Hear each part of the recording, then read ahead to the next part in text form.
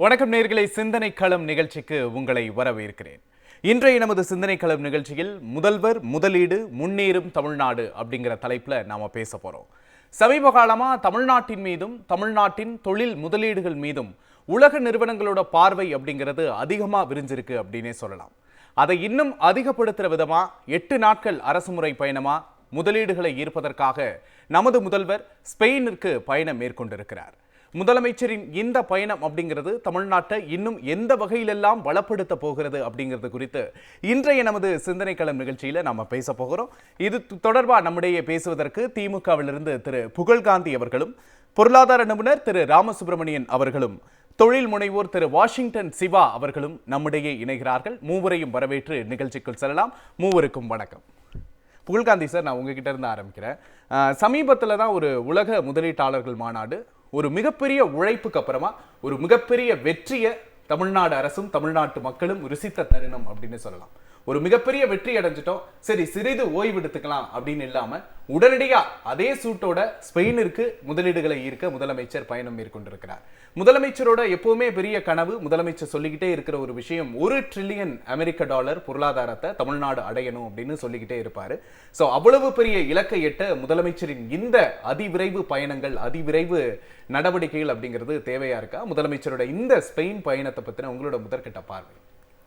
இல்லை, அதாவது இந்த ஜனவரி 7-8 நடந்த உலக முதலீட்டாளர் மாநாடுங்கிறது வந்து தமிழ்நாட்டுக்கு கிடைத்த ஒரு மாபெரும் வெற்றி.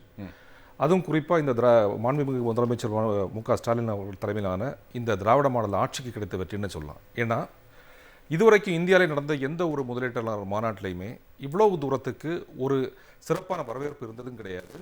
இது கிட்டத்தட்ட 6.5 லட்சம் கோடிக்கு முதலீட்டுகளை ஈர்த்துள்ளது.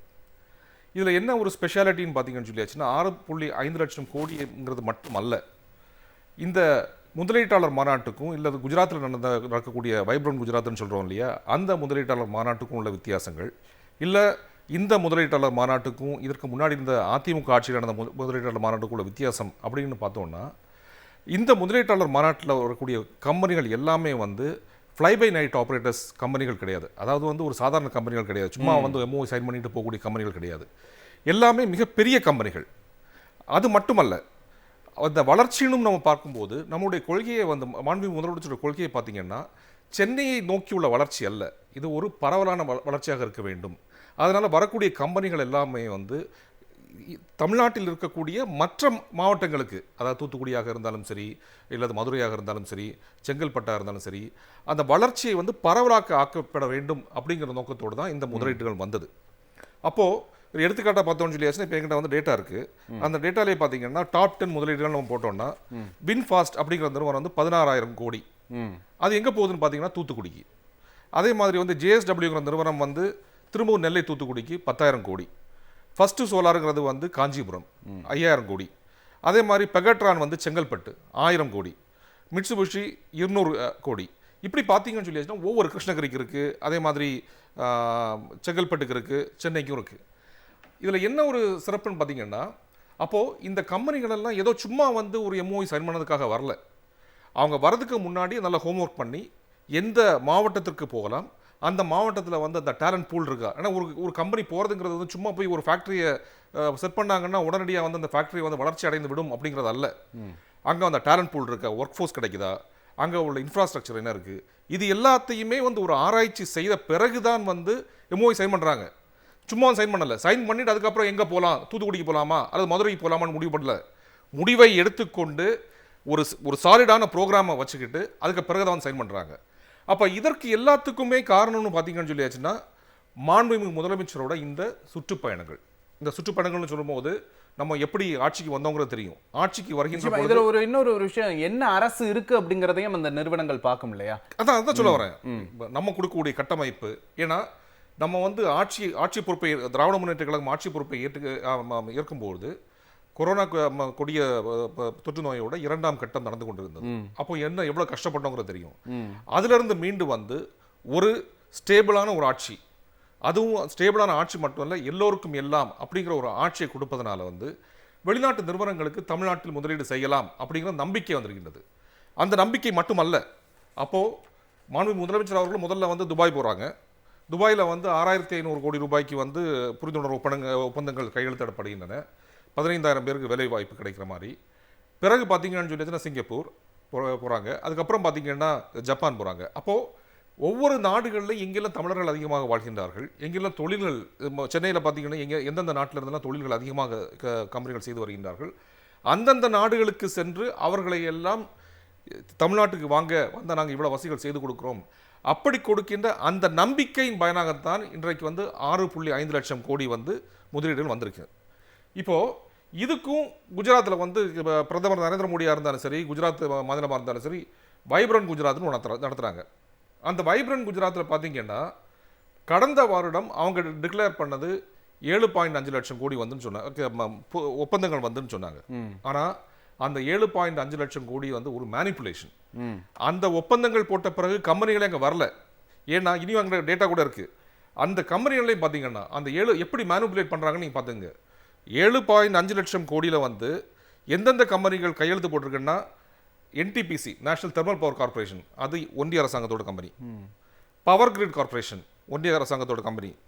Power finance corporation, ONGC, oil and natural gas, HPCL, IOCL, இது எல்லாமே இந்திய அரசாங்கத்தோட கம்பெனிகள். அப்போது வெளிநாட்டிலிருந்து முதலீடுகள் அங்கே வரல.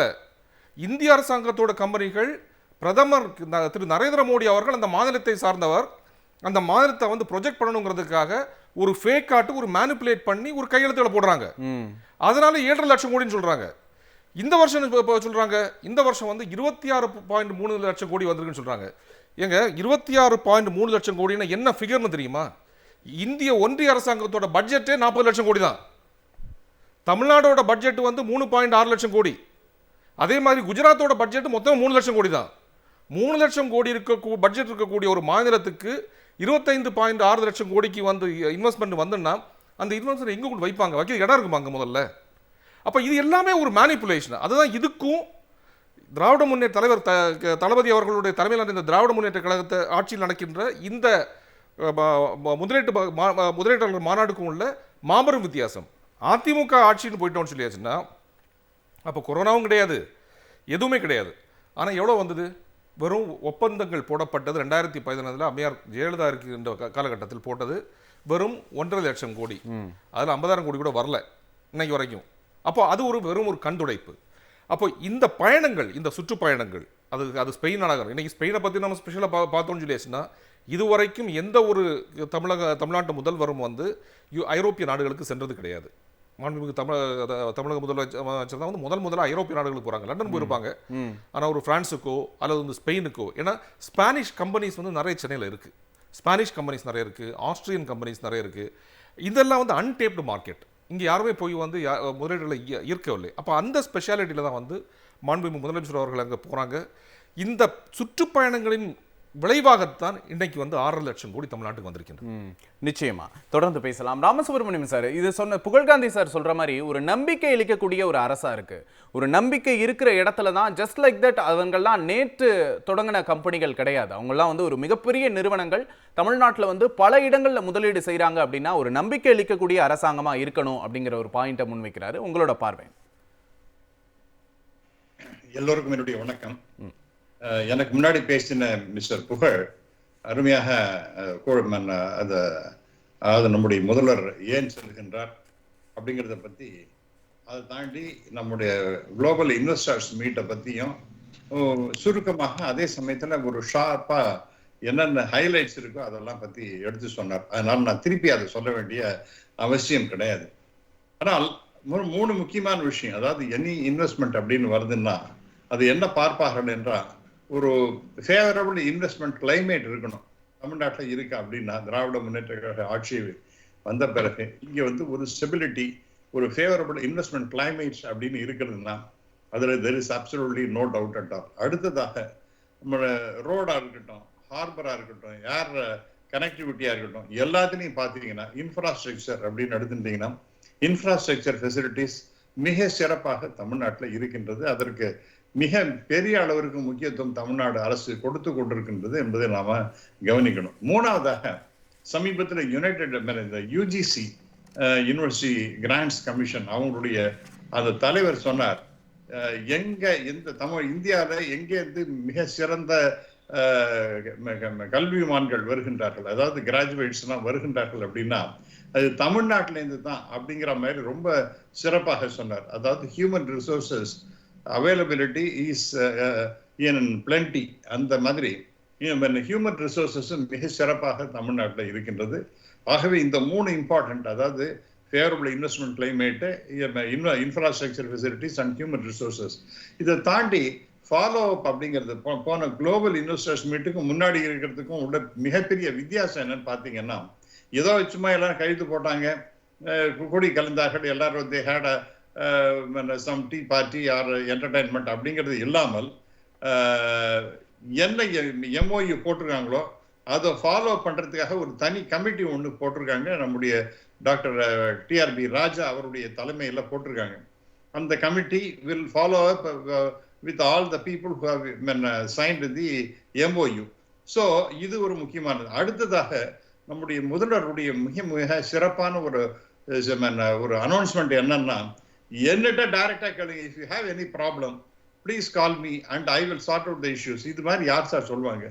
எந்த முதல்வர் இது மாதிரி டைரக்டா you can connect with me and then I will sort out your problems அப்படிங்கிற மாதிரி ஒரு அஷூரன்ஸ் கொடுத்திருக்கிறார். ஆகவே இதெல்லாம் பார்க்கும்பொழுது எல்லாருக்கும் இந்த இன்வெஸ்டர்ஸ் அண்ட் இந்த ப்ராஸ்பெக்டிவ் இன்வெஸ்டர்ஸ் ஏதோ புதுசா வரப்போறவங்களும் கிடையாது, ஆல்ரெடி இருக்கக்கூடியவங்க. அந்த மாதிரி முன்னாடி பேசின புகழ் சொன்ன மாதிரி எல்லாம் ஃப்ளை பை நைட் கேரக்டர்ஸ் எல்லாம் கிடையாது. They are all well rooted institutions with an excellent background. அந்த மாதிரி இன்ஸ்டிடியூஷன்ஸ் தான் நம்ம கான்டாக்ட் பண்ண போகிறோம். அடுத்ததாக இப்போ முதல்ல போனது UAE போனார், துபாய்க்கு போனார், அதுக்கு அடுத்தாப்புல சிங்கப்பூர் போனார், ஜப்பான் போனார். இந்த மாதிரி அதை தாண்டி பலர் இங்க வந்தாங்க. இதெல்லாம் நீங்க கணக்கெடுத்து பார்த்தீங்கன்னா கிட்டத்தட்ட 2.97, அது before prior to global investors meet 2.9 லட்சம் கோடி ரூபாய்களுக்கு MOU சைன் பண்ணப்பட்டது.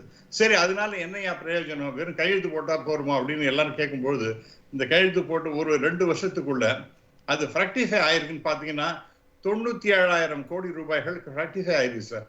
அதாவது 33% ஸ்ட்ரைக் ரேட், மோர் தென் 33% அப்படிங்கிறது இட் இஸ் ரியலி ஃபென்டாஸ்டிக். அது மாதிரி எம்ப்ளாய்மெண்ட் அப்படின்னு பார்த்தீங்கன்னா நம்முடைய முன்னாள் தற்போதைய நிதியமைச்சர், முன்னாடி இண்டஸ்ட்ரீஸ் மினிஸ்டராக இருந்த திரு தங்கம் தென்னரசு அவர்கள், அவர் சொன்னது என்னன்னா, கிட்டத்தட்ட ஒரு இந்த எம்ப்ளாய்மெண்ட் அப்படிங்கிறது எவ்வளவு பேருக்கு கிடைச்சிருக்குன்னா ஒரு கணிசமான எண்ணிக்கை, அதாவது சில ஒரு 90,000 பேருக்கு மேலேயே இந்த வேலைகள்லாம் வாய்ப்புகள்லாம் கிடைச்சிருக்கு. நான் அதனால இந்த ஆஸ்பெக்ட்ஸ்லாம் பார்க்கும்பொழுது நாம தமிழ்நாட்டில் ஒரு மிகப்பெரிய உத்வேகத்தோட செயல்படுறோம். அதாவது ஐ டோன்ட் வாண்ட் டு ஏதோ பெருசா நான் நம்முடைய முதல்வரை பாராட்டணும் அப்படிங்கிற எனக்கு அந்த எண்ணம் கிடையாது. ஆனால் ஒரு எப்ப பார்த்தாலும் அவரை பத்தி சொல்லும் பொழுது உழைப்பு உழைப்பு உழைப்புன்னு சொல்லுவாங்க பாருங்க. Exactly the same words are actually been translated into action by our chief minister. அந்த உழைப்பு அப்படிங்கிறது விளைச்சலா மாறி தமிழ்நாட்டு மக்களுக்கு பயன் கொடுக்குது அப்படிங்கிறது நீங்க சொல்றதுலே தெரியுது. அடுத்ததா நீங்க சொன்ன மாதிரி அந்த முதலீட்டாளர்கள் மாநாடு, அதை புகழ்காந்தி சார்ட்ட கேட்கணும் அப்படின்னு நினைக்கிறேன். சார் சொன்ன மாதிரி அந்த முதலீட்டாளர்கள் மாநாடு நடத்தணும் போனோம் அப்படின்னு இல்லாம அதனால ஏற்படுற பயன்கள் தொடர்ந்து தமிழ்நாடு அரசு இந்த கவர்மெண்ட்ல பார்த்தோம்னா தொடர்ந்து நம்மளால கண்கூடாவே பார்க்க முடியுது. சென்னையை சுற்றிலும் பல புதிய நிறுவனங்கள் தொடங்கப்பட்டிருக்கிறத நம்மளால பார்க்க முடியுது. இது எப்படி இந்த அரசு இதை எப்படி கொண்டு போறாங்க அப்படின்னு நினைக்கிறீங்க? இல்ல, அதாவது பாத்தீங்கன்னா இப்போ நீங்க பெங்களூர் அல்லது வேற சிட்டிஸ், அந்த சென்னை கூட கம்பேர் பண்ணக்கூடிய வேற சிட்டிஸ் எடுத்துட்டோம்னா, பெங்களூர் எடுத்தாலும் சரி, இல்லைன்னா ஹைதராபாத் எடுத்தாலும் சரி, இங்க உள்ள வளர்ச்சி எல்லாமே அந்தந்த சிட்டியை மட்டுமே சென்றிக்காக தான் இருக்கும். ஆனால் தமிழ்நாட்டில் மட்டும் திராவிட முன்னேற்ற கழகத்தோட ஆட்சியிலையும் சரி, அது இல்லாமல் தமிழ்நாட்டோட நேச்சரையும் பார்த்தீங்கன்னு சொல்லியாச்சுன்னா, நம்ம ஒரு பிஸ்னஸ் கிளஸ்டர்ஸ்னு சொல்லுவோம். தமிழ்நாடு ஃபுல்லாகவே பல இடங்களில் பிஸ்னஸ் கிளஸ்டர்ஸாகவே இருந்துட்டு இருக்கும். உதாரணத்துக்கு பார்த்தீங்கன்னா, இப்போ கன்னியாகுமரி எடுத்துட்டோம்னா ஃபிஷரிஸ் எக்ஸ்போர்ட், அது ஒரு பிஸ்னஸ் கிளஸ்டர். தூத்துக்குடி என்பது ஒரு தொழில் நகரம், முன்னாடி இருந்த தொழில் நகரமாக தான் இருந்து கொண்டிருக்கின்றது. அதே மாதிரி இப்போ நம்ம ஸ்ரீவில்லிபுத்தூர் போகிறீங்கன்னா palkova, that is a business cluster. அதே மாதிரி நீங்கள் இந்த பக்கம் வந்தீங்கன்னா சிவகாசியில் பட்டாசு, அதுக்கப்புறம் கோயம்புத்தூர் ஆல்ரெடி நம்ம மான்செஸ்டர் ஆஃப் சவுத்துன்னு சொல்லுவோம். திருப்பூர் எடுத்துட்டிங்கன்னா டெக்ஸ்டைல்ஸ், அந்த திருப்பூரில் உள்ள ஸ்பெஷாலிட்டி என்னன்னு சொல்லிச்சுன்னா அந்த ஒரு மாவட்டத்திலிருந்து ஏற்றுமதி ஆகக்கூடிய டெக்ஸ்டைல்ஸ் மட்டுமே ஏறத்தாழ 1,00,000 கோடி. இன்னைக்கு அந்த தொழில் வந்து நலிவடைந்து கொண்டிருக்கின்றது பார்த்தீங்கன்னா அது அடுத்தது வருவோம். ஒன்றிய அரசாங்கத்தோட பாலிசினால எவ்வளவு தூரத்துக்கு வந்து அஃபெக்ட் ஆகுதுன்னு அடுத்து வருவோம். அது மாதிரி நீங்க வந்து பக்கம் வேலூர், வாணியம்பாடி இந்த பக்கம் வந்தீங்கன்னா லெதர் கிளஸ்டர். சென்னை எடுத்துட்டீங்கன்னு சொல்லிச்சுன்னா சென்னையோட இந்த 2 ரோடுகளுமே இப்போ நம்ம வந்து ஜிஎஸ்டி ரோடுன்னு சொல்றோம் இல்லையா, இந்த ஜிஎஸ்டி ரோடுன்னு சொல்றதே இப்போ வந்து கம்ப்ளீட்டாக ஆட்டோமொபைல் செக்டர், ஓஎம்ஆருங்கிறது வந்து ஐடி செக்டர். ஸோ அப்போ தமிழ்நாட்டோட வளர்ச்சி என்பது பார்த்தீங்கன்னு சொல்லியாச்சுன்னா ஒரு யுனிக் வளர்ச்சியாக இருக்கும். ஒரு ஏரியா சென்ட்ரிக் இல்லாமல் பரவலான வளர்ச்சியாக இருக்கும். அப்போது அந்த பரவலான வளர்ச்சியை வரும்போது தான் வந்து மக்கள் வந்து நகரத்துக்கு வந்து அதிகப்படியாக வரமாட்டாங்க. அப்போ எல்லா ஏரியாவும் வந்து வளரும். இது மற்ற மாநிலங்களில் கிடையாது. இதுதான் இந்த பிஸ்னஸ் மீட்டில் வந்து ரொம்ப ரொம்ப கேர்ஃபுல்லாக வந்து தமிழ்நாடு அரசாங்கம் வந்து மாண்புமிகு முதலமைச்சர் அவர்களும் சரி, தொழில்துறை அமைச்சர் அவர்களும் சரி ரொம்ப கேர்ஃபுல்லாக வந்து பல நாட்கள் கோரிக்கையா இருந்ததை இந்த முதலீட்டாளர் இதில் தான் மாநாட்டில் வந்து ஃபோக்கஸ் பண்ணாங்க. ஏன்னா மற்றபடி பார்த்தீங்கன்னா இப்போ கடந்த முறை கூட முதலீட்டாளர் மாநாட்டே கோயம்புத்தூர்ல தான் வச்சாங்க. ஏன் கோயம்புத்தூர்ல வைக்கணும் ஏன்னு சொல்லியாச்சுன்னா அந்த ஏரியா வந்து டெவலப் ஆகிறதுக்காக. அப்போது திராவிட முன்னேற்ற கழகத்துடைய அரசு, மாண்புமிகு முதலமைச்சருடைய தலைமையிலான அரசு பார்த்தீங்கன்னா எல்லோருக்கும் எல்லாம்னு சொல்றது வந்து சாதாரணமாக வேறொரு விஷயங்களுக்காக மட்டுமல்ல. தொழிலில் கூட கன்னியாகுமரி முதல் மதுரையிலிருந்து ஆரம்பித்து இல்லைன்னு சொல்லியாச்சுன்னா திருச்சியில் வந்து சென்னை வரைக்கும் எல்லா இடங்களும் ஈக்குவலாக வளரணும், பரவலான வளர்ச்சி வரணும், அந்த பிஸ்னஸ் கிளஸ்டர்ஸ் எல்லாத்தையுமே வந்து அஃபெக்ட் பண்ணக்கூடாது, அவங்களே வந்து டெவலப் பண்ணணும் அப்படின்னு சொல்லி வளரக்கூடியதான் ஒரு யூனிக்னஸ். இது வந்து நீங்கள் பெங்களூரில் போனால் பெங்களூர் மட்டும் தான் வளர்ந்துட்டு இருக்கும், வெளியே போனால் பாவர்ட்டியாக இருக்கும். அது மாதிரி ஹைதராபாத் எடுத்துட்டீங்கன்னு சொல்லியாச்சுன்னா ஹைதராபாத் மட்டும்தான். நீங்கள் அங்கேருந்து இங்கே நெல்லூரோ அல்லது ரேணிகுண்டாவோ வந்தீங்கன்னு சொல்லியாச்சுன்னா ரொம்ப பூர் பீப்புள் தான் இருப்பாங்க, வளர்ச்சியே இருக்காது அங்கே. அதனால தான் அந்த இந்த தீவிரவாதங்களும் வேற அந்த மாவோயிஸ்ட் இந்த மாதிரிப்பட்ட இயக்கங்களும் வந்து ஜாஸ்தியாக வந்துட்டு இருக்கு. அப்போது இந்த முதலீடர் மாநாட்டில் போன முதலீடாட்ட அதிமுக ஆட்சியில் இருந்த மாநாட்டில் கூட அவங்க அப்படி பண்ணலை. இதில் கேர்ஃபுல்லாக செலக்ட் பண்ணி எந்தெந்த கம்பெனி எந்தெந்த இடத்துக்கு போகணும், தூத்துக்குடி போகணுமா, அப்போது இந்த வந்து எம்ஓஇ சைன் பண்ண முன்னாடியே எல்லாமே ப்ரிப்பேர் பண்ணி கடைசியில் வந்து ஒப்பந்தமாட்டு கையெழுத்து போட்ட இந்த முதலீட்டு மாநாடு, அதுதான் இதோட ஸ்பெஷாலிட்டி. நம்பிக்கை அளிக்கக்கூடிய தமிழ்நாட்டின் பொருளாதார வளர்ச்சியை குறித்து நாம் பேசிக் கொண்டிருக்கிறோம். தொடர்ந்து நம்முடைய வாஷிங்டன் சிவா அவர்கள் இணைந்திருக்கிறார், அவரை வரவேற்கலாம். வணக்கம் சார். உலகத்தின் பல்வேறு நாடுகளுக்கும் சென்றிருக்கிறீர்கள், பல தொழில் வளர்ச்சிகளையும் நீங்க பார்த்தவர் அப்படிங்கிற முறையில் பல தொழில் முனைவோர்களும் தமிழ்நாட்டை நோக்கி குவிஞ்சிட்டு இருக்கிறத இப்போ நம்மளால பார்க்க முடியுது. தமிழ்நாட்டை பற்றின உலக முதலீட்டாளர்களின், உலக நிறுவனங்களின் பேச்சு எப்படி இருக்கிறது, அதை பத்தி கொஞ்சம் சொல்லுங்களேன். நான் வந்து அனைவருக்கும் வணக்கம். நான் வந்து 3 வாரம் முன்னாடி அமெரிக்காவிலேருந்து சென்னை வந்திருந்தேன். அதில் குளோபல் இன்வெஸ்டர் மாநாட்டில் கலந்துருந்தேன். அது சம்பந்தமாக நம்மளுடைய தொலைக்காட்சியிலையும் பேச வாய்ப்பு கிடைச்சிது. குறிப்பாக வந்து தமிழ்நாடு அரசோட முக்கியமான சித்தாந்தம் வந்து $1 trillion எக்கானமி. திராவிட அரசோட முக்கிய சித்தாந்தம் $1 trillion எக்கானமி. அதை தொடர்ந்து அதுக்கான முன்னெடுப்போடு தொடர்ந்து அந்த திராவிடத்தை சேர்த்து இருக்கிறத கண்கூட பார்க்க முடியுது. ஒரு சாதாரண ஒரு தமிழ்நாட்டில் இருக்கிற ஒரு மனிதரை பார்ப்பதற்கும் வெளிநாட்டில் இருக்கிற ஒரு மனிதர் பார்ப்பதற்கு வித்தியாசம் நிறையா இருக்கு. இப்போ இந்த குளோபல் இன்வெஸ்டர் மாநாட்டில் கலந்துக்கும் போது கிட்டத்தட்ட 400 பேர் கலந்துக்கிட்டாங்க. ஃபாரின்லேருந்து 400 பேர். அது நான் வந்து one of the foreign delegates. அப்போ பார்க்கும்போது கண்கூட தமிழ்நாடு வந்து முன்னேறதை பார்க்க முடியுது. ஒன்று. இரண்டாவது, நான் துபாய் போயிருந்தேன், முதல்வர் பார்த்து ஒரு வாரம் துபாய் போயிருந்தேன். அப்பயும் மாநாட்டில் பேசும்போது பார்த்தீங்கன்னா துபாய் UAE போயிட்டு அங்கே இருக்கிற இன்வெஸ்ட்மெண்ட்ஸ் எப்படி கவர் பண்ணாரு முதலமைச்சர். ஒன்று. இரண்டாவது, அது முடிச்சு சிங்கப்பூர் போனார், அடுத்து ஜப்பான் போனார். இப்படி வெளிநாடு போகும்போது என்ன நடக்குது அப்படிங்கும்போது தொழில் வேலைவாய்ப்புகள் மட்டும் இல்லாமல் எக்கச்சக்கமான வேலைவாய்ப்பு கிடைக்குதுங்கிறத கண்கூட பார்க்க முடிஞ்சது. அதுவும் இந்த குளோபல் இன்வெஸ்ட்மெண்ட் மாநாட்டில் பார்க்கும்போது முதல் கலந்துக்கும் போது பார்த்தீங்கன்னா கிட்டத்தட்ட 1, 2, 3 லட்சம் ஜாப் தான் கிடைக்குன்னு சொன்னாங்க. ஆனால் அந்த மாநாடு முடிஞ்ச பிறகு பார்த்தீங்கன்னா கிட்டத்தட்ட 27 லட்சம் மக்களுக்கு வேலை கிடைக்கும் அப்படின்னு ஒரு புள்ளி வரம் சொல்லுது. அது மட்டும் இல்லாமல் கண்கூட 100கணக்கான MOI சைன் பண்ணுறதை பார்த்தோம். டாட்டாவாக இருக்கலாம், இன்ஃபோசிஸ், மிகப்பெரிய நிறுவனங்கள் வந்து கலந்துக்கிட்டதை நான் பார்த்தேன். அப்போ MOI சைன் பண்ணும்போது why they sous Tamil Nadu, Tamil Nadu ஏன் அவங்க சூஸ் பண்ணாங்க அப்படின்னு பார்க்கும்போது அண்ணா சொன்னாங்க, ரமேஷன் சொன்னாங்க, நல்ல இன்ஃப்ராஸ்ட்ரக்சர் இருக்கு, ஹியூமன் ரிசோர்ஸ் எக்கச்சக்கமாக நம்ம இருக்குது, இந்த சட்டம் ஒழுங்கு லா அண்ட் ஆர்டர் தமிழ்நாடு நல்லா இருக்கு. அப்போ வந்து இந்தியாவிலேயே வந்து தமிழ்நாடு வந்து 10 ஆண்டுகளுக்கு முன்னாடி வந்து ரொம்ப பின்தங்கி இருந்துச்சு. ஆனால் கடந்த 2.5 ஆண்டுகளில் தமிழ்நாடு வந்து நம்பர் 1 மாநிலமாக இருக்கிறதுக்கு என்ன காரணம் அப்படி கேட்டிங்கன்னா இந்த ஒரு இன்ஃப்ராஸ்ட்ரக்சர். எல்லாத்துக்கும் மேலே இந்த திராவிட அரசு வந்து ஒரு கிளியராக கொடுத்துருக்கு. என்ன கொடுத்துருக்குன்னா, if you want to invest money, please come to us. தமிழ்நாட்டுக்கு வாங்க, முதலீடு பண்ணுங்க, நாங்கள் ஹெல்ப் பண்ணுறோங்கிறாங்க. அதில் முக்கியமான கான்செப்ட் வந்து சிங்கிள் விண்டோ கிளியரன்ஸ். அப்போ நீங்கள் ஒரு பிசினஸ் ஆரம்பிக்கிறீங்கன்னா, ஒரு இன்வெஸ்ட்மெண்ட்ஸ் பண்ணுறீங்கன்னா, டெக்ஸ்டைலாக இருக்கலாம், மேனுஃபேக்சராக இருக்கலாம், எக்ஸ்போர்ட் இம்போர்ட்டாக இருக்கலாம், லெதராக இருக்கலாம். இப்போ அந்த குளோபல் இன்வெஸ்ட்மெண்ட் மாநாட்டில் அடிக்கடி பேசப்பட்ட வார்த்தை வந்து செமிகண்டக்டர். அப்போ புகழ்காந்தி ரொம்ப அழகாக சொன்னாங்க, தூத்துக்குடியில் வந்து 1000 crores இன்வெஸ்ட் பண்ணுறாங்கன்னா பெண் முன்னேற்றத்துக்கு முக்கியத்துவம் கொடுக்கப்படும் அப்படின்னு ஒரு மேயர் பேசினாங்க. மேயர் யார்? ஜப்பான்ல வந்த மேயர் பேசினாங்க. ஆனால் நான் நேரில் இருந்து பார்த்தேன். அப்ப தமிழ்நாடு வந்து இந்த திராவிட அரசு வந்து $1 trillion எக்கானமிக்கு எப்படி டுவர்ட்ஸ் போயிட்டு இருக்கு அப்படிங்கிறத கண்கூட பார்க்க முடியுது. இந்த 2 ஆண்டுகளை பார்த்தீங்கன்னா முதல் டிஜிட்டலுக்கு ஒரு பெரிய நடத்துனாங்க மாநாடு. அடுத்து வந்து டேஷ்போர்ட் இன்வெஸ்ட் பண்ணாங்க.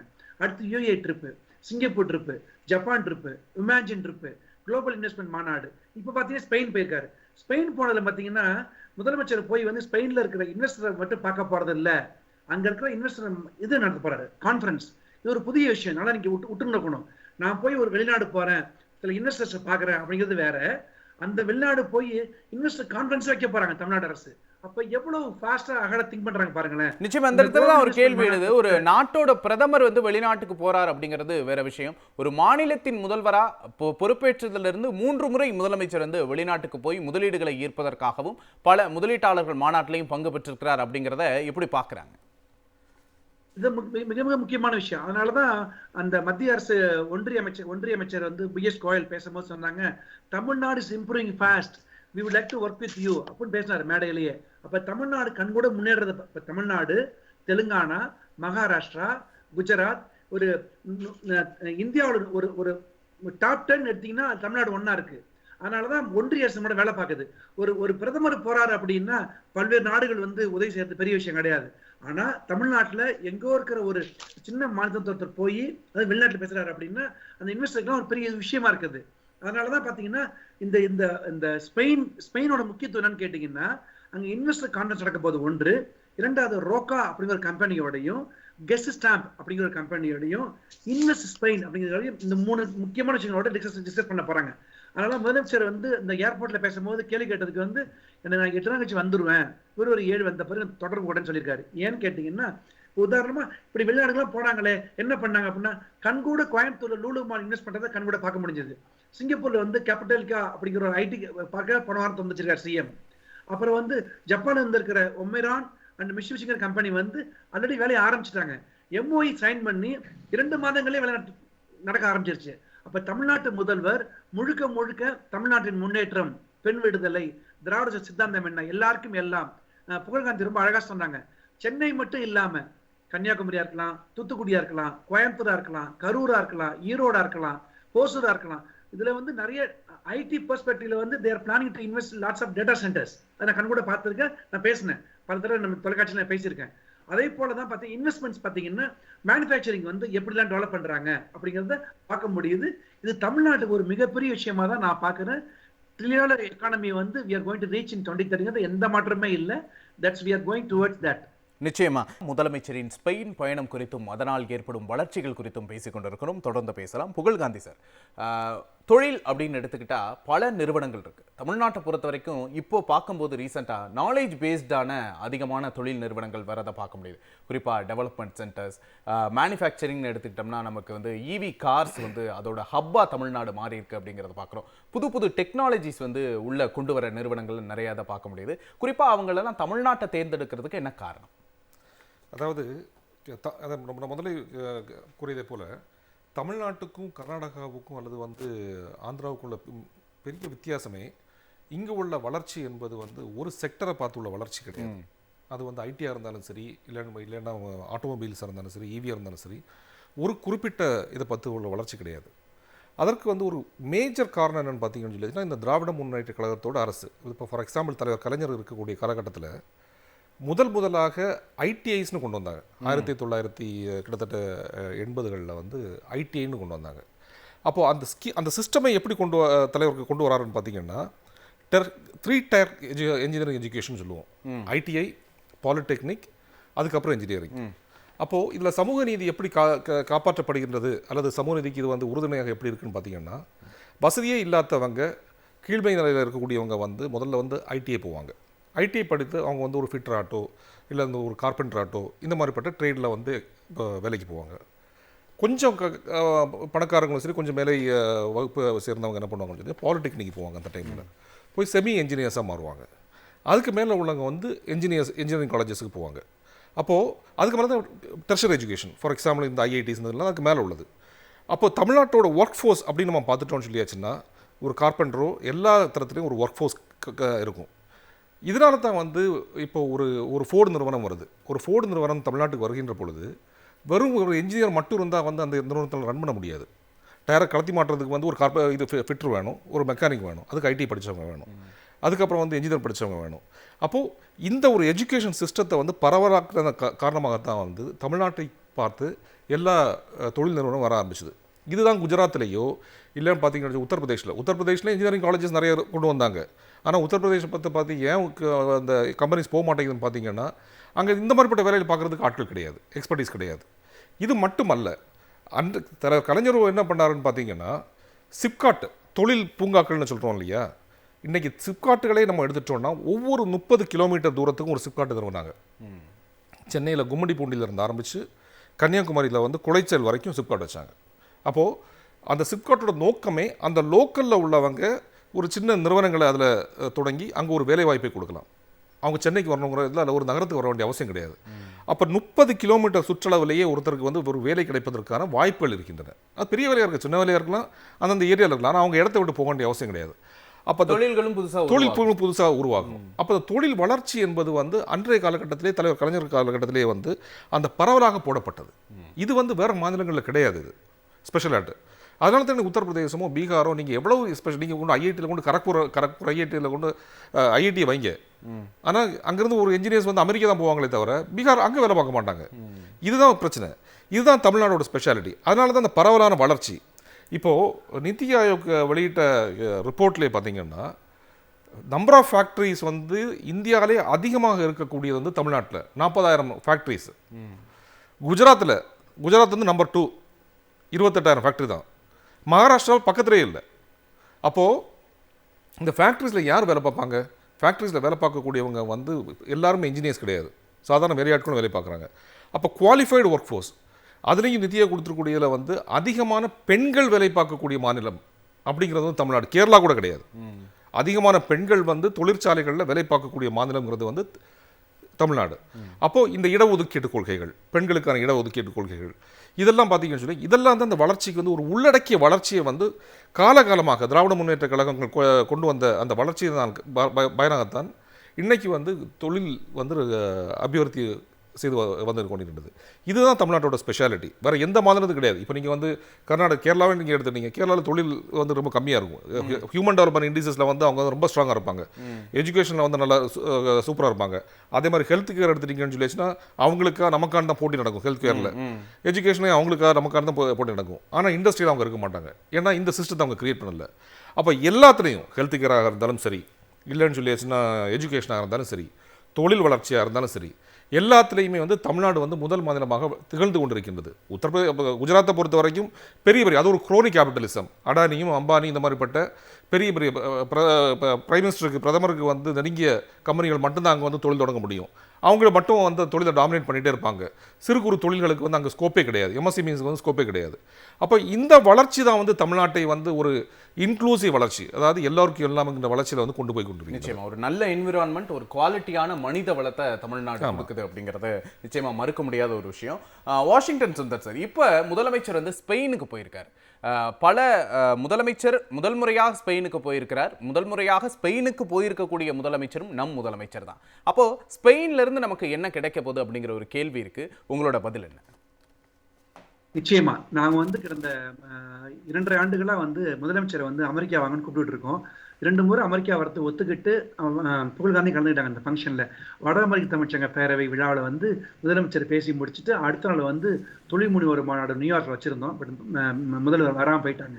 ஆனா நீங்க பூகோளத்துல பாத்தீங்கன்னா முத வந்து முதலமைச்சர் ஆன பிறகு யுஏஇ போனாரு, யுஏஇ போயிட்டு சிங்கப்பூர் போனாரு, ஜப்பான் போனாரு, அதுக்கு நேர் எதிர் துருவமாக ஸ்பெயினுக்கு போறாரு. அப்ப உலக நாடுகள்ல வந்து ஸ்பானிய மொழி பேசப்படுகின்ற முக்கியமான நாட்டுல வந்து ஸ்பெயினுக்கு போகிறது ஒரு முக்கியத்துவம் பார்க்கப்படுது. அங்க வந்து 3 விஷயங்கள் அவங்க பண்றாங்க. முதலமைச்சர் என்ன பண்றாங்கன்னா, நான் முதல் சுற்றுல சொன்னேன், அங்க போய் வந்து இன்வெஸ்டர்ஸ் அவங்க பார்க்கல. they are planning for investor conference, முதலீட்டாளர் மாநாடு நடத்த போறாங்க. 1. 2வது ரோக்கா அப்படிங்கிற மிகப்பெரிய நிறுவனத்தோட வச்சிருக்காங்க டிஸ்கஷனு. அடுத்து வந்து கெஸ்டாம் அப்படிங்கிற கம்பெனி வச்சிருக்காங்க. 3வது இன்வெஸ்ட் ஸ்பெயின் அப்படிங்கிற. இவங்ககிட்ட எல்லாம் போய் தமிழ்நாட்டோட ஸ்பெஷாலிட்டி என்ன, தமிழ்நாட்டில் எப்படி ஹியூமன் ரிசோர்ஸ் அதிகமா இருக்கு, ஒரு இன்ஃப்ராஸ்ட்ரக்சர் எப்படி இருக்கு, லாண்ட் ஆர்டர் எப்படி இருக்கு, ரோட்வேஸ் எப்படி இருக்கு, ஹைவேஸ் எப்படி இருக்கு அப்படின்னு தமிழ்நாட்டில் இருக்கிற அத்தனை வளர்ச்சின்னு சொல்லப்படும் போது அங்க இருக்கிற மக்கள், குறிப்பா பெரிய இன்வெஸ்டர்ஸ் வந்து தமிழ்நாட்டை இன்வெஸ்ட் பண்றதுக்கு வாய்ப்பு அதிகமாக படப்படுது. 1. அவங்க ஏற்கனவே புகழ்காந்தி ரொம்ப அழகா சொன்னாங்க. முதலமைச்சர் வந்து முதல் முறையா ஸ்பெயின் போறது மட்டுமல்ல, இந்திய வரலாற்றுல பாத்தீங்கன்னா எத்தனை முதலமைச்சர்கள் எத்தனை நாடுக்கு போறாங்கிறது நமக்கு தெரியாது. ஆனா ஸ்பெயினுக்கு போறது முக்கியத்துவம் பார்க்கப்படுது. அது மட்டும் இல்லாம மற்ற நாடுகள் போகும்போது 1 நாள் 2 நாள் 3 இது வந்து 8 நாள் பயணம். இந்த 8 நாள் பயணத்துல வந்து அங்க இருக்கிற பல்வேறு நிறுவனங்களோட பேசி, அப்ப அங்க இருக்கிற மக்கள் இங்க வாங்க தமிழ்நாட்டுல வந்து இன்வெஸ்ட் பண்ணுங்கன்னு சொல்லும் போது இது குறிப்பா இந்தியாவில் உற்று நோக்கப்படுது. இது நிச்சயம் முக்கிய விஷயம் பார்க்கப்படுது. அதே போலதான் நான் முதலே சொன்னேன், இந்த குளோபல் இன்வெஸ்டர் மாநாட்டுல பாத்தீங்கன்னா one of the chief guest வந்து நான் பார்த்து வியந்த விஷயம் வந்து ரகுராம் ராஜாராம். அது வந்து ஒரு பெரிய விஷயம் நான் பாக்குறேன். ஏன்னா ஒரு வேர்ல்டு பேங்க் சேர்மன் வந்து ஒரு குளோபல் இன்வெஸ்ட்மெண்ட் கலந்துக்கிட்டு என்னென்ன இன்புட்ஸ் தராங்கிறத நீங்க பார்க்கணும். இப்ப தமிழ்நாடு கவர்மெண்ட்டுக்கு வந்து உண்மையிலேயே மக்களுக்கு நல்லது பண்ணணும் அப்படிங்கிற ஒரு பெரிய ஒரு ப்ளூ பிரிண்ட் இருக்கு அவங்களுக்கு. இந்த மக்களையோ இந்த இந்த இந்த நிலப்பரப்பை வந்து அடுத்த கொண்டு போகணும். ஏன்னா 10 ஆண்டுக்கு முன்னாடி வந்து இந்த நிலம் எப்படி கெட்டு போயிருந்ததை உலக நாடுகள் இருக்கிற மக்கள் வந்து வருத்தப்படும் போது ஒரு ஒரு அமெரிக்க பார்வையாளனா இதை முன்னேறத கண்கூட பார்க்க முடியுது. அதாவது குளோபல் இன்வெஸ்ட்மெண்ட் நடந்து 20 நாள் தான் ஆச்சு. 21ஆம் நாளே இன்னொரு நாட்டுக்கு போறாருன்னா இந்த முதலமைச்சர் பத்தி நீங்க சிந்திச்சு பார்க்கணும். ஒன்று. இரண்டாவது, இந்த ராமசுப்ரமணியம் ஐயா அழகா சொன்னாங்க, எம்ஓஇ சைன் பண்றது எதுக்காக, மெமரண்ட் ஆஃப் அண்டர்ஸ்டாண்டிங் என்ன, அது பண்ணி முடிச்சோடனே அடுத்து நடந்திருக்கு அப்படிங்கிறது ஒரு மூணு உதாரணம் சொல்லணும். சிங்கப்பூரோட கம்பெனி வந்து ஆல்ரெடி நம்ம லான்ச் பண்ண ஆரம்பிச்சிட்டாங்க, கன்ஸ்ட்ரக்ஷன் ஆரம்பிச்சிருச்சு. லூலு மாலோட கோயம்புத்தூர் கன்ஸ்ட்ரக்ஷன் ஆரம்பிச்சிருச்சு. அப்ப கண்கூட இந்த வளர்ச்சியை கண்கூட பார்க்க முடியுது தமிழ்நாட்டுல. அதனால இந்த முதலமைச்சர் ஸ்பெயின் பயணம் என்பது ஒரு முக்கிய மைல்கல்லாக தான் இருக்கப்படும் நான் ஆழமா நம்புறேன். தமிழ்நாட்டு வளர்ச்சியை வந்து அடுத்தடுத்த லெவலுக்கு கொண்டு போகும். குறிப்பா $1 trillion எக்கானமிக்கு வந்து ஒவ்வொரு ஸ்டெப்பா மேல போகும்போது கண்கூட பார்க்க முடியுது இந்த வளர்ச்சியை. நிச்சயமா. ராமசுப்ரமணியம் சார், எல்லாரும் சொல்ற மாதிரி இந்தியாவோட வளர்ச்சியோட தமிழ்நாடை கம்பேர் பண்ணும்போது இந்தியா டவுன் ஆகும்போது கூட தமிழ்நாடு வந்து ஒரு ஸ்டெடியா நிக்கிறத நம்மளால பார்க்க முடியுது. அதுக்கு என்ன காரணம் அப்படின்னு நினைக்கிறீங்க? கூடவே வந்து சார் சொன்ன மாதிரி குஜராத்தில் இருக்கிற முதலீடுகளை பற்றியும், குஜராத்தில் என்ன மாதிரியான முதலீடுகள் வருது அப்படிங்கிறத பற்றியும் புகழ்காந்தி சார் சொன்னார். தமிழ்நாட்டிலையும் முதலீடுகள் அதிக அளவில் வந்திருக்கு. ஒரு நம்பிக்கை அளிக்கக்கூடிய, நமக்கெல்லாம் பரிச்சயமான பல மிகப்பெரிய நிறுவனங்கள் தமிழ்நாட்டில் முதலீடு பண்ணி இருக்கு. இதுக்கு என்ன காரணம்? குறிப்பா இந்த முதலீடுகள் அப்படிங்கிறது திமுக ஆட்சி காலத்துல தான் ஒரு ஸ்டெடியான, ஒரு அதிகமான முதலீடுகள் இருக்கிறத நம்மளால பார்க்க முடியுது. கடந்த 10 ஆண்டுகளை காட்டிலும் இதை எப்படி பார்க்குறீங்க? அதாவது எனக்கு முன்னாடி பேசின மிஸ்டர் சிவாவா இருக்கட்டும் அல்லது மிஸ்டர் புகழா இருக்கட்டும், எல்லாரும் ஹைலைட்ஸை ரொம்ப சிறப்பாக எடுத்து சொல்லிட்டாங்க. இப்ப முக்கியமா பார்க்க வேண்டியது, இன்னைக்கு நம்முடைய முதல்வருடைய கனவு என்பது 2030 நம்முடைய economy should be $1 trillion, $1 trillion எக்கானமியாக மாற்ற வேண்டும் அப்படிங்கிறது. இன்னைக்கு நம்முடைய எக்கானமி எவ்வளவு அப்படின்னு பார்த்தீங்கன்னா $354 பில்லியன். இதை வந்து 2 மடங்கு ஆக்கணும் அப்படின்னா முடியுமா அப்படின்னா, எனக்கு முன்னாடி பேசின திரு சிவா அவர்கள் டாக்டர் ரகுராம் ராஜன் பேசின விஷயத்தை எடுத்து சொன்னார். அதுல ரகுராம் ராஜன் என்ன சொல்றார், அதே மாதிரி அரவிந்த் சுப்பிரமணியம் என்ன சொன்னார்னா, நம்முடைய development year after year development என்பது 18% இருந்தால் நிச்சயமாக $1 trillion. It is difficult but not impossible to achieve அப்படிங்கிறது சொன்னார். இப்ப நம்முடைய பொருளாதார வளர்ச்சிங்கிறது நீங்க கேட்டீங்களா, இந்தியாவோட தமிழ்நாட்டினுடைய பொருளாதார வளர்ச்சிங்கிறது ரொம்ப அதிகமா இருக்கிறது. இன்னைக்கு கரண்ட் ரேட்ல நீங்க பார்த்தீர்கள் என்றால் 14% மேல நம்முடைய growth இயர் ஆன் இயர் growthங்கிறது 14% மேல இருக்கின்றது. இது வந்து 18ஆக மாற்றுவது என்பது டிஃபிகல்ட் கிடையாது. அதனால ஏதோ ஒரு பெரிய இம்பாசிபிள் டாஸ்கை வந்து நமக்கு முன்னாடி வைத்திருக்கின்றார் நம்ம முதல்வர் அப்படின்னு சொல்வதற்கு ஏற்படுவது கிடையாது. அதுதான் ஒரு முக்கியமான விஷயம். ரெண்டாவதாக ஒரு ஃப்ரெண்ட்லி அட்மாஸ்பியர், அதாவது பியூரோக்ராட் சேர்ந்தும் ஒரு நல்ல ரிசப்ஷன் இருக்கணும். அதே மாதிரி அரசாங்கத்தினுடைய அந்த முடிவுகள்லாம் ரொம்ப ஃபாஸ்டா இருக்கணும். இப்ப சிங்கிள் ட்ராக் கிளியரன்ஸை பத்தி திரு சிவா அவர்கள் சொன்னார். I was talking with some of the people there. அங்க என்ன சொல்றாங்கன்னா, இது குளோபல் இன்வெஸ்டர்ஸ் மீட்ல அங்க என்ன சொல்றாங்கன்னா, முன்னாடியே அது இருந்தது, ஆனா இப்ப ரொம்ப ரிஃபைன் பண்ணி ரொம்ப ஈஸா பண்ணிட்டாங்க, ரொம்ப ஈஸியா இருக்கு. ஆகவே இது வந்து ரொம்ப சிறப்பான ஒரு செயல்பாடாக நாங்கள் பார்க்கின்றோம் அப்படின்னு அவங்க சொல்றாங்க. அது வந்து நாம யார்கிட்ட சொல்றாங்கன்னா, யார் சொல்றாங்கன்னா, இந்த investors, prospective investors, they have their own assessment and they have come to a conclusion அப்படிங்கிறது நமக்கு நாம என்ன நமக்குள்ள பேசிக்கிறது இல்லை. இது இன்வெஸ்ட் பண்ண போறவங்க அவங்கெல்லாம் இப்படி ரொம்ப சிறப்பாக பேசும்பொழுது அதுதான் that is the strength of our state. இதுல வெறும் டெவலப்மெண்ட் என்று இல்லாமல், அது நமக்கு முன்னாடி சொன்ன இவர் ஜப்பானை பொறுத்த அம்ரான் ஹெல்த் கேர், அதே மாதிரி மிட்சுபிஷி, அவங்க 2 பேருமே they have already started preparing the work for the plant. அதுலேயும் ஒம்ரான் அப்படிங்கிறது ஆல்ரெடி கன்ஸ்ட்ரக்ஷன் ஒர்க்கே ஆரம்பிச்சிட்டாங்க. அடுத்ததாக நீங்கள் பார்த்தீங்கன்னா இந்த Singapore paste capital and investment park that has been opened இன் சென்னை. அப்புறம் லூலு அவங்க வந்து கோயம்புத்தூர்ல ஆரம்பிச்சாங்க. ஏதோ கையெழுத்து போட்டோம் சௌக்கியமா போய் சேர்ந்தோம் அப்படிங்கிறது இல்லாமல் அதெல்லாம் தே ஆர் பிகமிங் ரியாலிட்டிஸ் அப்படிங்கிறது நல்லா தெரிகிறது. இப்போ ஸ்பெயினில் போகும்பொழுது திரு சிவா அவர்கள் சொன்னது போல அங்கே இன்வெஸ்டர்ஸ் கான்ஃபரன்ஸ் இருக்கு. This is very important. அதில் போய் கலந்துக்கிறார், நம்முடைய முதல்வர் போய் கலந்துக்கிறார், அந்த அஃபிஷியல்ஸும் கூட போகிறாங்க. அப்படிங்கும்பொழுது டெஃபினட்டாக people will be very much keen to know what is happening in Tamil Nadu. இப்போ இந்த குளோபல் இன்வெஸ்டர்ஸ் மீட் அதனால நல்ல உலகத்தில் ரொம்ப பிரபலியமாக ஆகிருக்கிறது ஒன்றும் சந்தேகமே இல்லை. இந்த ரோக்காங்கிற கம்பெனி பார்த்தீங்கன்னா 1917 கம்பெனிஸ் தருது. ரிசோர்சஸ் ஓரியன்ட் கிளையண்ட் ஆர்கிடெக்சர் அப்படிங்கிற அந்த கம்பெனி 1917 இந்த ஃப்ளை பை நைட் கேரக்டர்ஸ் இல்லைன்னு சொன்னார் பாருங்க புகழ். அதுக்காக நான் சொல்றேன். இப்போ நான் 1917 அந்த கம்பெனி ஆரம்பிக்கப்பட்டது. அடுத்தது பார்த்தீங்கன்னா இந்த ஜஸ்டாம்ப் அப்படிங்கிறது 1997 ஆரம்பிக்கப்பட்டது. இன்வெஸ்ட் ஸ்பெயின் 2005 ஆரம்பிக்கப்பட்டது. இதெல்லாம் வெல் எஸ்டாப்ளிஷ்டு கம்பெனிஸ். அவங்களாம் நேரடியாக போய் பேசுனாங்கன்னா அந்த மாதிரி பெரிய கம்பெனிகள்லாம் இங்கே வராங்கன்னா that is going to be the strength of Tamil Nadu. இதுதான் முதல்ல ஹார்பர் இருக்கு, ரோடு ஃபெசிலிட்டிஸ் இருக்கு, ஒரு பவர் தொடர்ந்து இப்போ இன்க்ரீஸ் ஆகிட்டே இருக்கு. ஆனாலும் கூட அதற்கு தகுந்தாப்புல நம்மளுடைய ஜெனரேஷன் கெப்பாசிட்டி இன்க்ரீஸ் ஆகிருக்கு அப்படிங்கிறத நாம் பார்க்கின்றோம். இதெல்லாம் வாட்டர் சப்ளை இதெல்லாம் தான் basic parameters for starting and industry. அப்படி இருக்கும்பொழுது அதை இப்போ எனக்கு முன்னாடி பேசின புகழ் சொன்னார். In fact, I was a fellow to have received the award for starting the unit at Sipcot Industrial Complex, Ranipet. அதுதான் முதல்ல ஆரம்பிச்சது. அதில் முதல்ல அந்த பெருமை எனக்கு அதை பற்றி நான் எடுத்துக்கலாம். நம்ம way back in 1970s, we got the award from government of Tamil Nadu. It is all because of Kalaignar. Doctor Kalaignar ஆரம்பிச்சது சிப்காட் இண்டஸ்ட்ரியல் காம்ப்ளெக்ஸ்னு ஆரம்பிச்சு வச்சது. அது அந்த ராணிப்பேட்டில் தான் முதல்ல தான் ஆரம்பிச்சது.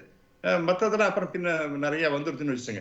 இப்போ another important issue dispersal of industries. அதை தான் மிஸ்டர் புகழ் சொல்லி காமிச்சார்.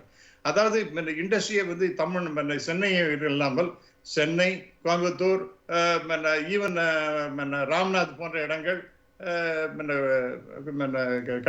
கடைக்கோடியாக இருக்கக்கூடிய கன்னியாகுமரி, அதுலேருந்து எல்லா இடத்துலையும் செங்கல்பட்டு, இந்த மாதிரி எல்லா இடத்துலையும் வருதுன்னா அது அந்த அந்த தொலைநோக்கு பார்வை டிஸ்பர்சல் ஆஃப் இண்டஸ்ட்ரீஸ் இருந்தால் தான் அவங்க எல்லாரும் படையெடுத்துட்டு சென்னைக்கு வரதுக்கு பதிலாக அங்கங்கே நல்ல வேலை கிடைக்கிறது, அவங்களுக்கு பொருளாதார மேம்பாடு, இப்போ எம்ப்ளாய்மெண்ட் ஆப்பர்ச்சுனிட்டிஸ் இன்க்ரீஸ் ஆகுது அப்படிங்கிறத நான் பார்க்குறோம்.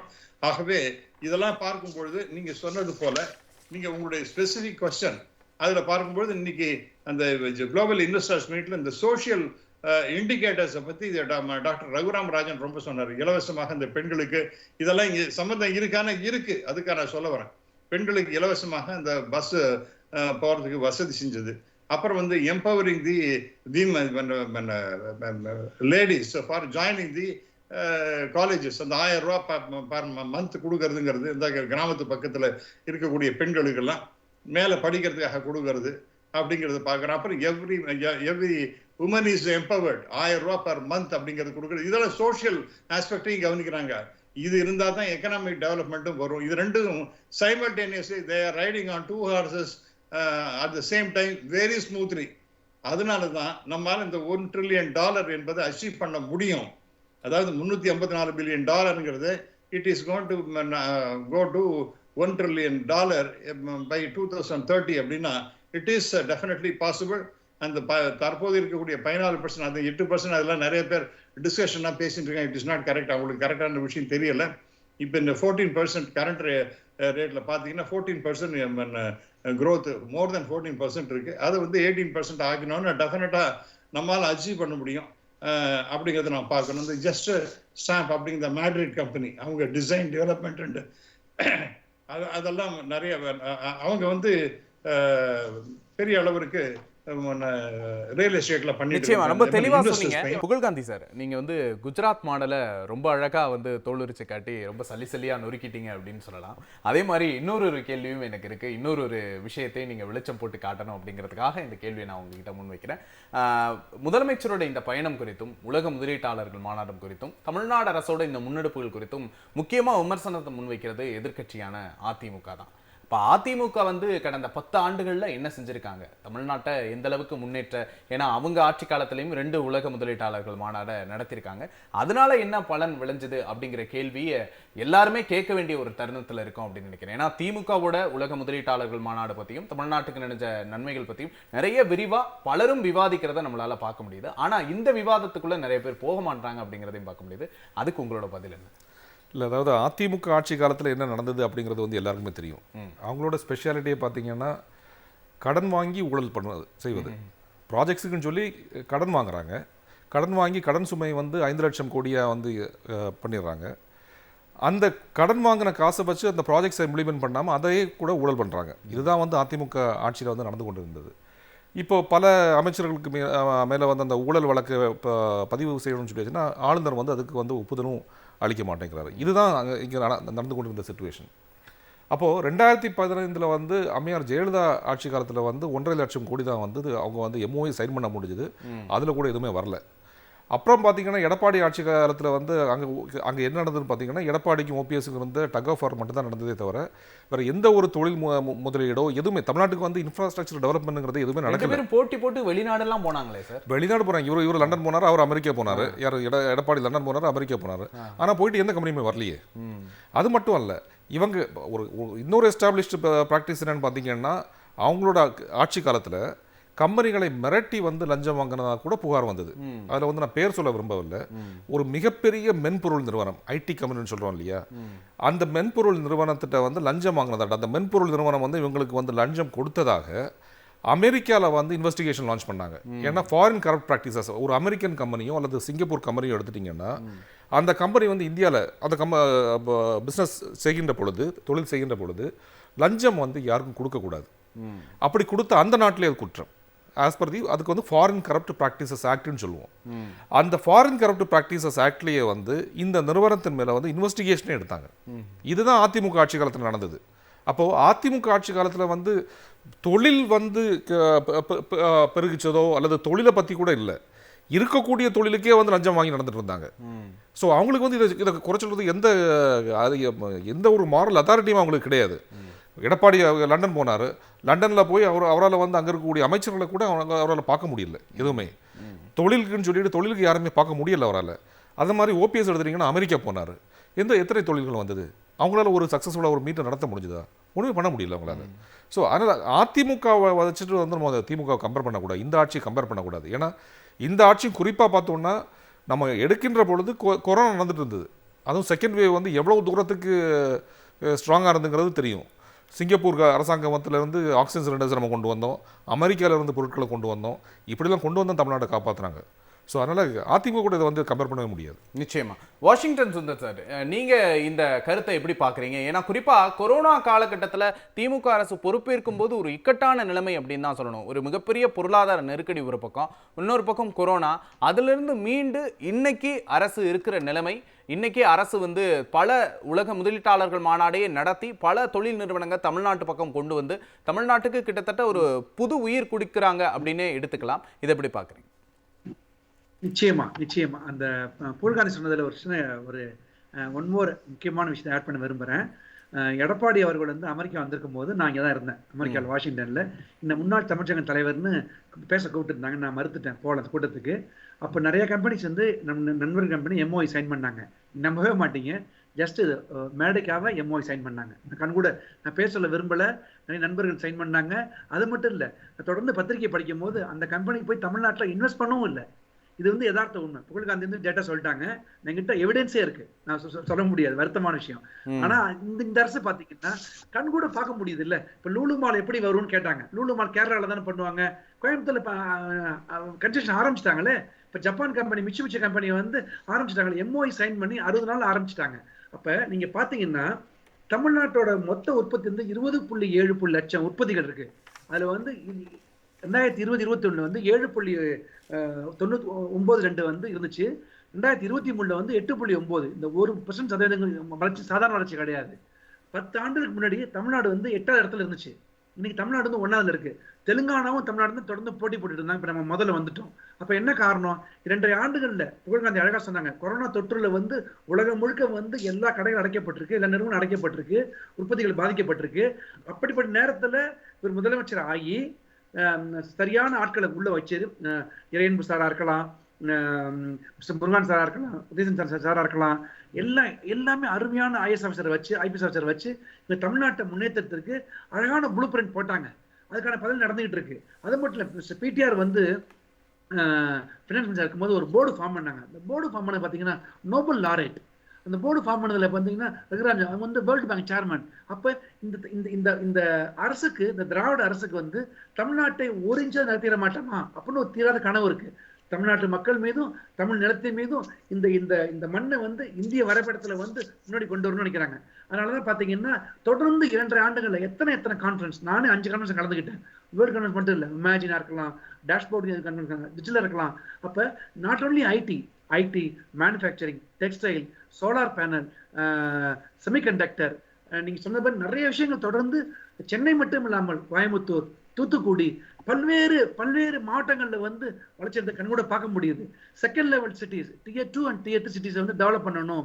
அது மட்டும் இல்ல, ஒரு மாணவனோ ஒரு மாணவியோ படிச்சு முடிச்சுட்டு அவங்க சென்னை வர வேண்டாம், கோயம்புத்தூர் வர வேண்டாம், பெங்களூர் போக வேண்டாம், ஹைதராபாத் போக வேண்டாம், அந்த மாவட்டத்திலே வேலைக்கு போக முடியும் அப்படின்னு முதலமைச்சர் பேசினாரு. அதை கண்கூட பார்க்க முடியும். தூத்துக்குடியில பாத்தீங்கன்னா வேலைக்கு போக முடியும், கன்னியாகுமரியில வேலைக்கு போக முடியும், ஈரோடு திருப்பூர்ல வேலைக்கு போக முடியும் படிச்சு முடிச்ச உடனே. இதுதான் திராவிட சித்தாந்தம். நிச்சயமா கண்கூடான வளர்ச்சி, எல்லோருக்குமான வளர்ச்சி அப்படிங்கிறது சாத்தியமா இருக்கு. ராமசுப்ரமணியன் சார்ட்ட போயிட்டு வந்துறேன்.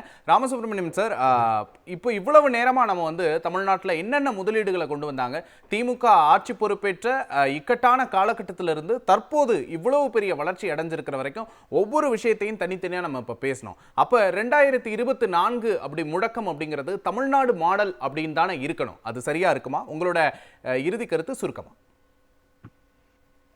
ஆமா, இது வந்து டெஃபினட்டா தமிழ்நாடு மாடல் அப்படின்னு தான் சொல்லணும். உதாரணமா ஒரு கம்பேரிசன் பண்ணி பார்ப்போம். நான் வந்து பாலிடிக்ஸ் பேச விரும்பல, யார் என்ன செஞ்சாங்க அப்படிங்கிறது. ஆனால் ஃபிகர்ஸ் ஆர் அவைலபிள், அதை நான் சொல்லலாம். அப்படி பார்க்கும்பொழுது 2020-21 அந்த நேரத்தில் தமிழ்நாட்டினுடைய பொருளாதாரம் அப்படிங்கிறது சுமார் 19.4 லட்சம் கோடி ரூபாய்கள். அதாவது 20 lakhs of crores.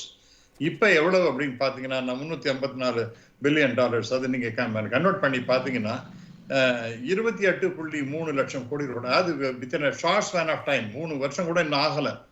அதற்குள்ள ஒரு 8 லட்சம் 8.5 லட்சம் கோடி ரூபாய்களுக்கு மேல இன்க்ரீஸ் ஆயிருக்குன்னா அப்ப ஒரு அபரிமிதமான வளர்ச்சி எப்படி சார் ஏற்பட்டது? அது முன்னாடி திரு காந்தி சொன்னது போல ஒரு மிக படுமோசமான நேரம், அதாவது கோவிட்ங்கிறது ரொம்ப பெரிய அளவிற்கு தமிழ்நாட்டை பாதிச்சது. அதெல்லாம் தாண்டி வந்து இவ்வளவு பெரிய வளர்ச்சி கொடுத்துருக்கோம்னா அப்ப are you not going on the right path? இதை விட இது பெட்டரா யார் பண்ண முடியும்? நாம 2வது இடத்துல இன் டர்ம்ஸ் ஆஃப் எக்கானமி நம்ம இருக்கோம். தனி மனிதர்கள் வருமானம் பார்க்கும்போது எங்கேயோ நம்ம திரு சிவகுமார் சொன்னது போல தெலுங்கானா, தமிழ்நாடு இவ 2 பேரும் ஒருத்தர் கொட்டி தான் போட்டி போட்டு இருக்கோம் பர் கேபிட்டா இன்கம்ங்கிறதுல.